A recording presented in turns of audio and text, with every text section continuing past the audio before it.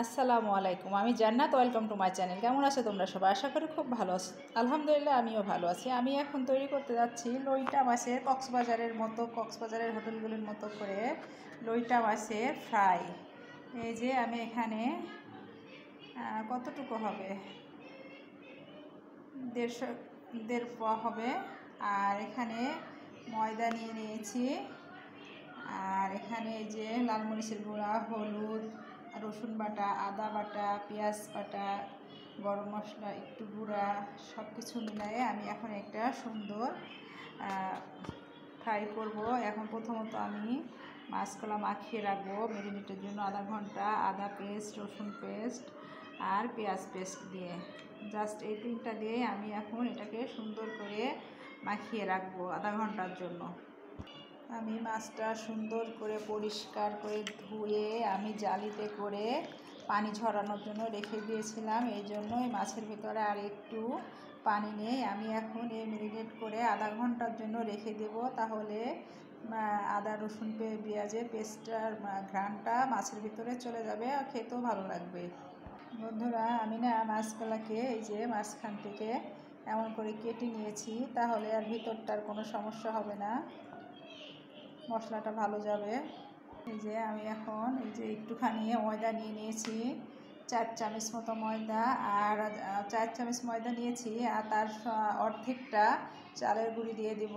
কারণ ময়দা আপনি যতটুকু নেবেন তার অর্ধেকটা চালের গুঁড়ি দেবেন। আর কেউ পারলে কর্নফ্লাওয়ারও দেবেন, যেটা আপনাদের ভালো লাগে অবশ্যই সেটা দেবেন। এই যে হলুদের গুঁড়া, লাল মরিচের গুঁড়া, আর হচ্ছে একটু জিরা গুঁড়া, একটু লবণ দিয়ে আমি এখন এটাকে সুন্দর করে একটা ব্যাটার তৈরি করব। আমি এখন শুকনো গলা সুন্দর করে এই মশলার সাথে মিক্সড করে নেব শুকনো গুঁড়িটাই।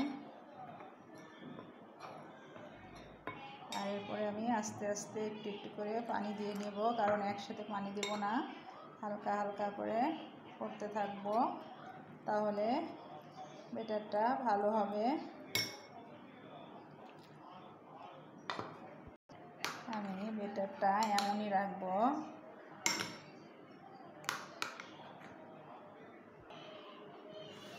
আমি এখন মাছগুলির ভিতরে দিয়ে দেব, ঢেলে দিচ্ছি, দিয়ে সুন্দর করে মিক্স করে নেব।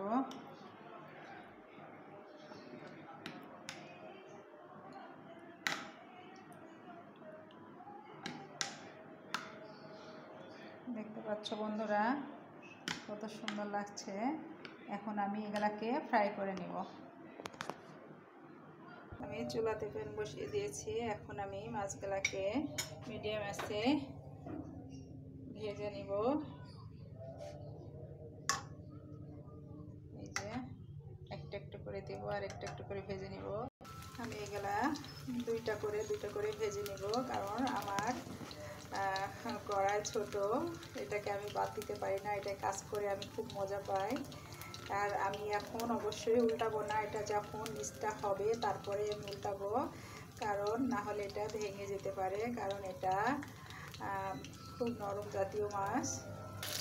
এখন এটা আমি উঠিয়ে নিচ্ছি। বন্ধুরা, এই যে আমি কক্সবাজার হোটেলওয়ালার স্টাইলে লইটা মাছের ফ্রাই তৈরি করেছি। কেমন লেগেছে বলো বন্ধুরা? যদি আমার ভিডিও ভালো লেগে থাকে তাহলে লাইক, কমেন্ট, শেয়ার করো। আর পাশে থাকা বেল আইকনটা অবশ্যই প্রেস করে দিও। তাহলে কি হবে, যখনই নিত্য নতুন ভিডিও আপলোড করব আমি সাথে সাথে নোটিফিকেশন চলে যাবে তোমাদের কাছে। অবশ্যই কমেন্ট করে জানিও আমার লইটা মাছের ফ্রাইগুলা কেমন লেগেছে। আর অবশ্যই তোমরা একটা কাজ করবে, যখনই লইটা মাছ ফ্রাই করো না কেন, তখন যে মোটা মোটা মাথার অংশগুলা তোমরা একবার চ্যাপটা করে কেটে নিয়ে তাকে উষার করে নেবে, তাহলে ভিতরটা সহ অনেক সুন্দর করে মুচমুচা হয়, খেতে খুব ভালো লাগে। সবাই ভালো থাকো, সুস্থ থাকো। আসসালামু আলাইকুম, আল্লাহ হাফেজ।